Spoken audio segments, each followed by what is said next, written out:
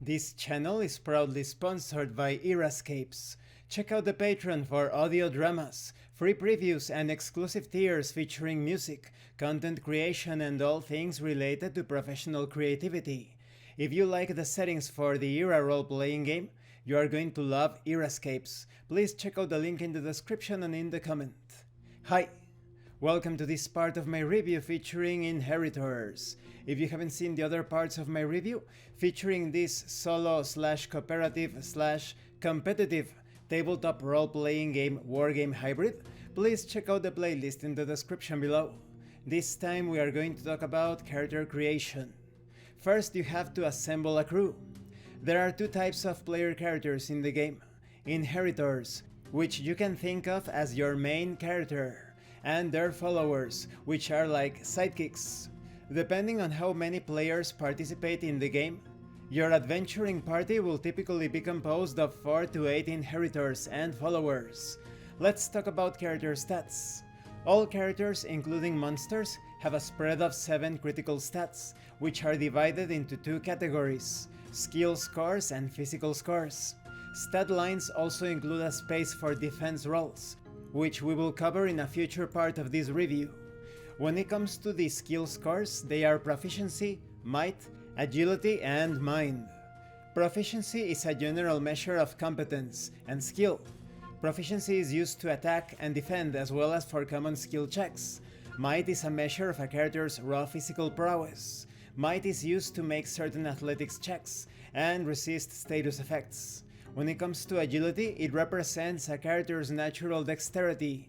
Agility is often used in avoiding incoming threats or to act by instinct, while mind is the intellectual capacity of a character, representing their store of knowledge and arcane potential.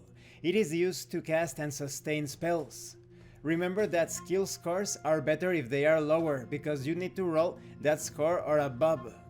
When it comes to physical scores, they represent how much of something a character has or can do, such as their speed, wounds, or stamina. Physical scores are improved by raising the score, because they represent an accumulation. Wounds represents how much damage a character can take before being knocked out or killed. Stamina is used for resisting status effects, casting spells, and exceeding one's natural limits. Speed represents how far a character can move, so you want high physical scores and low skill scores. There are 7 steps to follow in order to quick start an inheritor, that is, to create an inheritor quite quickly. First, you choose a name and set your inheritor's base stats according to specific values here.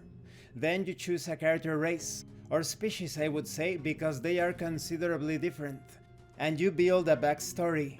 In step 3, make any additional adjustments based on race at this point. Then you choose a ring class and apply that class's stat line modifications. In step 5, you choose 2 powers from your ring's class abilities list and 1 skill from the general skills list. In step 6, you go to chapter 4 to select and equip gear. You choose one of the following as well: a small shield or a suit of cloth armor. In step 7, you gain 500 gold to buy items as you see fit from the weapons, armor, and equipment lists. Now, when it comes to quick starting a follower, first you choose a name and set their stats to particular values just like your inheritor. Then you choose a race or species and build a backstory. You make any race-based modifications at this point. Then in step 3, you go to your inheritor character's ring class page and select one ability from the list for which the follower meets the requirements.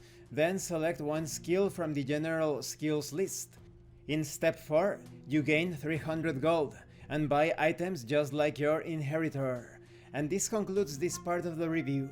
In the next part, we are going to talk about the immortal species. I am going to refer to them as mortal races because the book refers to them as that throughout the entire document. So it is clear that the character creation system is quite simple and quite fun as well. You will understand why as I talk about the different races and the classes, the ring classes. They have some pretty awesome abilities. Thank you for watching this part of the review. Don't forget to leave a like, a comment, and subscribe. And thank you so much to those of you that are going the extra mile to support the channel. If anyone else wishes to further support the channel through PayPal or Drive4RPG, the information will be in the description and in the pinned comment. This has been Abraham El Jaguar, a professional game master. If you want me to run a game for you, please check out the pinned comment below. And remember, roleplay solves everything. Once again, thank you and see you later.